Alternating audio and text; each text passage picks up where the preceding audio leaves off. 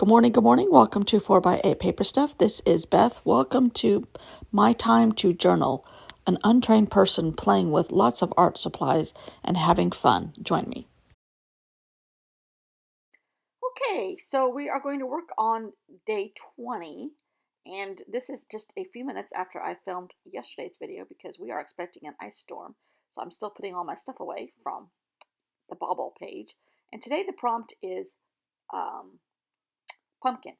So I went through a magazine and looked for pumpkins. This is from the Georgia mountains when I went in there at the beginning of December.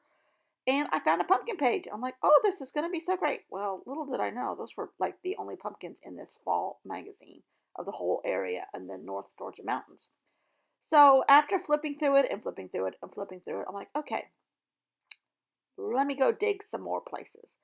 And I found a picture. There's a map of that whole area. I found a picture that is from a magazine. I have no idea what magazine this came from.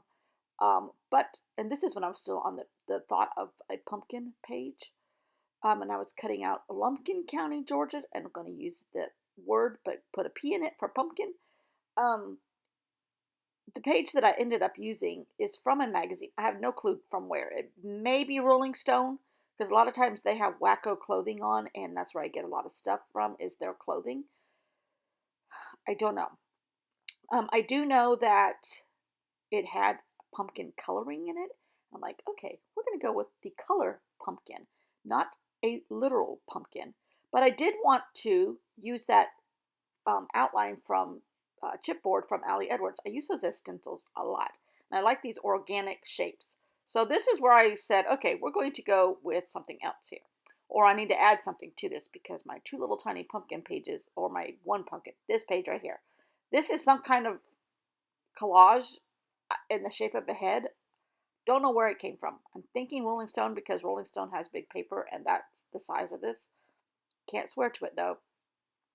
So I cut out this part and tried to retain most of the orange, um, the bold parts of the orange, the pumpkin color. And I thought I might overlap a little bit of it, but I ended up not doing that.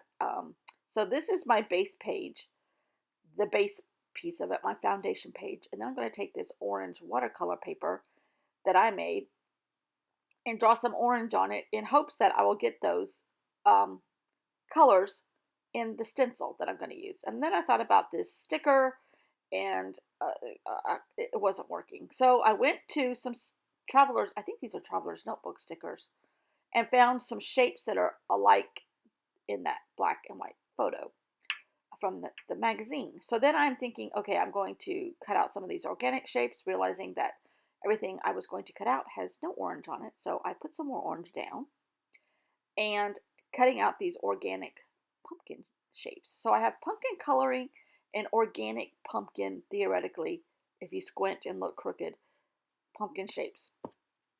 And this is totally abstract, but I do like it. So then I thought it needed a little bit of black. And these are my Stabilos, which I mentioned the other day. I have missed using these terribly, terribly. I love these things.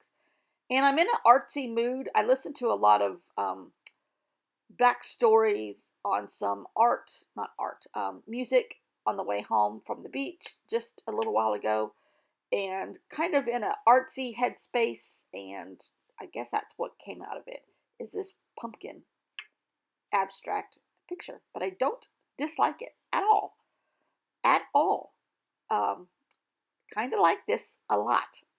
And this to me is more of an art journal. And I use the term art journal loosely in my titles for this series, because I'm really not doing an art journal. I'm doing more of a glue book. But to me, this is more of an art journal page. I love this. Love, love, love this. So I'm writing pumpkin, going to glue my title down and call it a day. And hope we don't have any ice coming through. I think this is going to show on Saturday, and that's when it's all supposed to hit. So hopefully we have power when you're watching this. Thanks for watching, and I will see you all after the ice storm.